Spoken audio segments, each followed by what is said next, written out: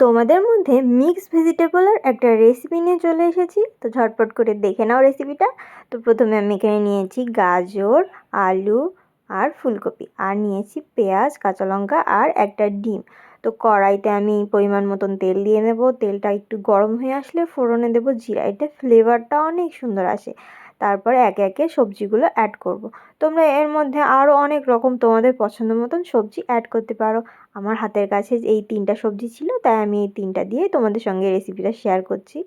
তো রেসিপি কেমন লাগলো সেটা অবশ্যই কমেন্টে জানাবে।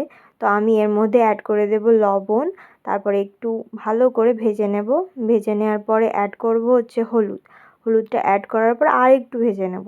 তারপরে যখন হালকা ভাজা হয়ে যাবে তখন এর মধ্যে একটু ধনিয়া গুঁড়া আর একটু জিরা গুঁড়া অ্যাড করব, এতে অনেক সুন্দর টেস্ট হয়। তো তারপরে এর মধ্যে অ্যাড করব পেঁয়াজ আর কাঁচা লঙ্কাটা। তারপরে এটা ভেজে নেব একটু।